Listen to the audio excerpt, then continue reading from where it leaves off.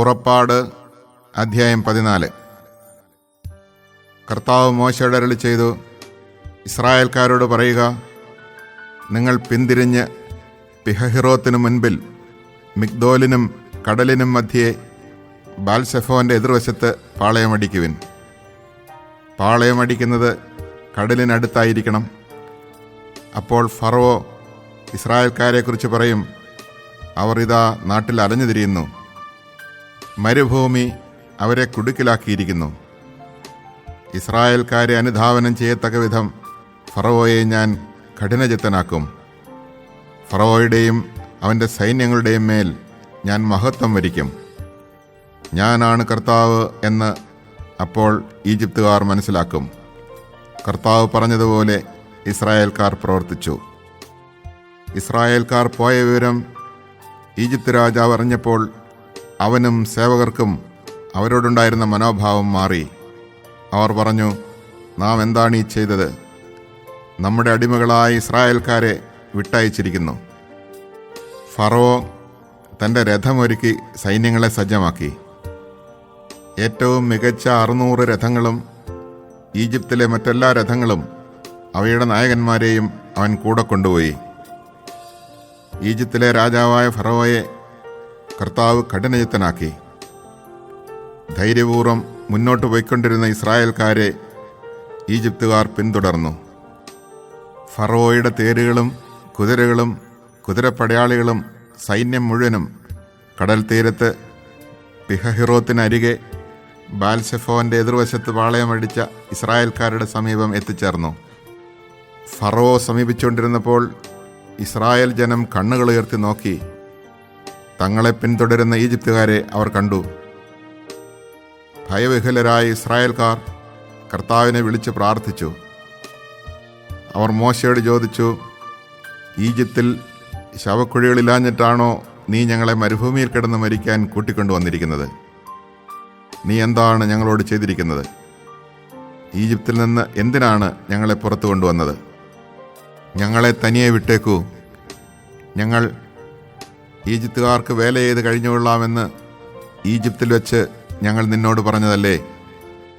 ഈജിപ്തുകാർക്ക് അടിമ വേല ചെയ്യുകയായിരുന്നു മരുഭൂമിയിൽ കിടന്ന് മരിക്കുന്നതിനേക്കാൾ മെച്ചം. മോശ ജനത്തോട് പറഞ്ഞു, നിങ്ങൾ ഭയപ്പെടാതെ ഉറച്ചു നിൽക്കുവിൻ. നിങ്ങൾക്ക് വേണ്ടി ഇന്ന് കർത്താവ് ചെയ്യാൻ പോകുന്ന രക്ഷാകൃത്യം നിങ്ങൾ കാണും. ഇന്ന് കണ്ട ഈജിപ്തുകാരെ ഇനിമേൽ നിങ്ങൾ കാണുകയില്ല. കർത്താവ് നിങ്ങൾക്ക് വേണ്ടി യുദ്ധം ചെയ്തുകൊള്ളും. നിങ്ങൾ ശാന്തരായിരുന്നാൽ മതി. കർത്താവ് മോശയോട് പറഞ്ഞു, നീ എന്തിന് എന്നെ വിളിച്ച് കരയുന്നു? മുൻപോട്ട് പോകാൻ ഇസ്രായേൽക്കാരോട് പറയുക. നിന്റെ വടി കയ്യിലെടുത്ത് കടലിന് മീതെ നീട്ടി അതിനെ വിഭജിക്കുക. ഇസ്രായേൽക്കാർ കടലിന് നടുവേ വരണ്ട നിലത്തിലൂടെ കടന്നു പോകട്ടെ. ഞാൻ ഈജിപ്തുകാരെ കഠിനചിത്തരാക്കും. അവർ നിങ്ങളെ പിന്തുടരും. ഞാൻ ഫറവോയുടെയും അവൻ്റെ സൈന്യങ്ങളുടെയും തേരുകളുടെയും കുതിരപ്പടയാളികളുടെയും മേൽ മഹത്വം നേടും. ഫറവോയുടെയും അവൻ്റെ രഥങ്ങളുടെയും അശ്വസേനയുടെയും മേൽ ഞാൻ മഹത്വം വരിക്കുമ്പോൾ ഞാനാണ് കർത്താവെന്ന് ഈജിപ്തുകാർ മനസ്സിലാക്കും. ഇസ്രായേൽ ജനത്തിൻ്റെ മുൻപേ പോയിക്കൊണ്ടിരുന്ന ദൈവദൂതൻ അവിടെ നിന്ന് മാറി അവരുടെ പിൻപേ പോകാൻ തുടങ്ങി. മേഘസ്തംഭവും മുൻപിൽ നിന്ന് മാറി പിൻപിൽ വന്നു നിന്നു. അത് ഈജിപ്തുകാരുടെയും ഇസ്രായേൽക്കാരുടെയും പാളയങ്ങൾക്കിടയിൽ വന്നു നിന്നു. മേഘം ഇരുട്ട് നിറഞ്ഞതായിരുന്നു. അതിനാൽ ഒരു കൂട്ടർക്ക് മറ്റവരെ സമീപിക്കാനാവാതെ രാത്രി കഴിഞ്ഞു. മോശ കടലിന് മീതെ കൈനീട്ടി കർത്താവ് രാത്രി മുഴുവൻ ശക്തമായൊരു കിഴക്കൻ കാറ്റയച്ച് കടലിനെ പിറകോട്ട് മാറ്റി. കടൽ വരണ്ട ഭൂമിയാക്കി. വെള്ളം വിഭജിക്കപ്പെട്ടു. ഇസ്രായേൽക്കാർ കടലിന് നടുവേ ഉണങ്ങിയ മണ്ണിലൂടെ നടന്നു. അവരുടെ വലത്തും ഇടത്തും വെള്ളം മതിൽ പോലെ നിന്നു.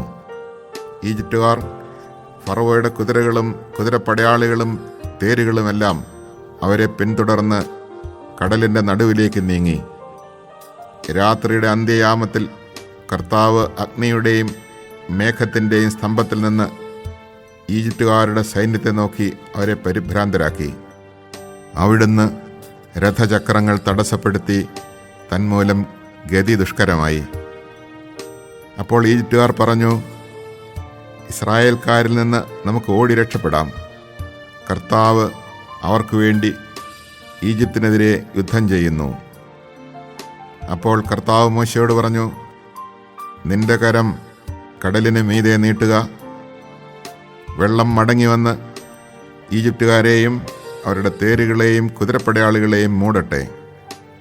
മോശ കടലിന് മീതെ കൈനീട്ടി. പ്രഭാതമായപ്പോഴേക്ക് കടൽ പൂർവസ്ഥിതിയിലായി. ഈജിപ്തുകാർ പിന്തിരിഞ്ഞോടിയത് അതിന് മധ്യത്തിലേക്കാണ്. അങ്ങനെ കർത്താവ് ഈജിപ്തുകാരെ നടുക്കടലിൽ ആഴ്ത്തി. ഇസ്രായേൽക്കാരെ പിന്തുടർന്ന് കടലിലിറങ്ങിയ തേരുകളെയും കുതിരപ്പടയാളികളെയും ഫറവോയുടെ സൈന്യം മുഴുവനെയും കടൽ വെള്ളം മൂടിക്കളഞ്ഞു. അവരിൽ ആരും അവശേഷിച്ചില്ല. എന്നാൽ ഇസ്രായേൽക്കാർ കടലിന് നടുവെ വരണ്ട ഭൂമിയിലൂടെ നടന്നുപോയി. അവരുടെ വലത്തും ഇടത്തും വെള്ളം മതിൽ പോലെ നിലകൊണ്ടു. അങ്ങനെ ആ ദിവസം കർത്താവ് ഇസ്രായേൽക്കാരെ ഈജിപ്തുകാരിൽ നിന്ന് രക്ഷിച്ചു. ഈജിപ്തുകാർ കടൽ തീരത്ത് മരിച്ചു കിടക്കുന്നത് ഇസ്രായേൽക്കാർ കണ്ടു. കർത്താവ് ഈജിപ്തുകാർക്കെതിരെ ഉയർത്തിയ ശക്തമായ കരം ഇസ്രായേൽക്കാർ കണ്ടു. ജനം കർത്താവിനെ ഭയപ്പെട്ടു. കർത്താവിനെയും അവിടുത്തെ ദാസനായ മോശയെയും വിശ്വസിക്കുകയും ചെയ്തു. Chapter 14. Then the Lord said to Moses, Tell the Israelites to turn about and camp before Pi-hahiroth, between Migdol and the sea. You shall camp in front of Baal-zephon, just opposite by the sea. Pharaoh will then say, The Israelites are wandering about aimlessly in the land. The desert has closed in on them. Thus will I make Pharaoh so obstinate that he will pursue them.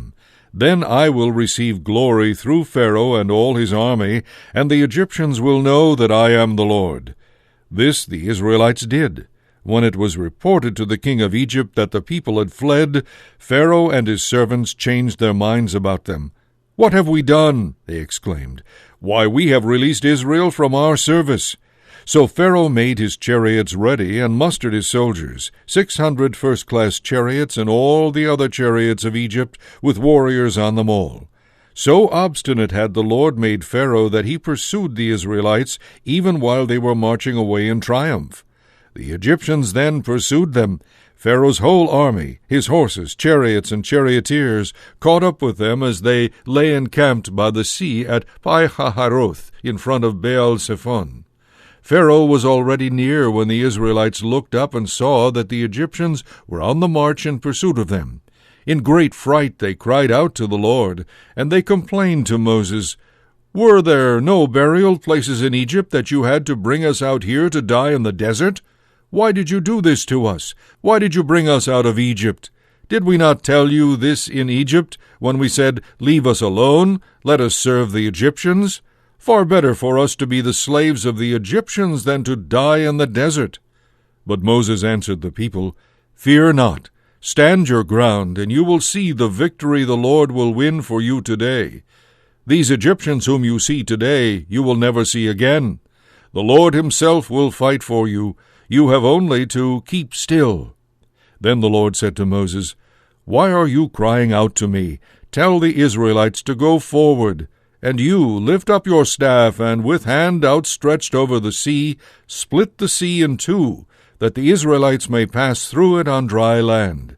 But I will make the Egyptians so obstinate that they will go in after them. Then I will receive glory through Pharaoh and all his army, his chariots and charioteers. The Egyptians shall know that I am the Lord, when I receive glory through Pharaoh and his chariots and charioteers. The angel of God who had been leading Israel's camp now moved and went around behind them. The column of cloud also, leaving the front, took up its place behind them, so that it came between the camp of the Egyptians and that of Israel. But the cloud now became dark, and thus the night passed without the rival camps coming any closer together all night long. Then Moses stretched out his hand over the sea, and the Lord swept the sea with a strong east wind throughout the night, and so turned it into dry land. When the water was thus divided, the Israelites marched into the midst of the sea on dry land, with the water like a wall to their right and to their left. The Egyptians followed in pursuit.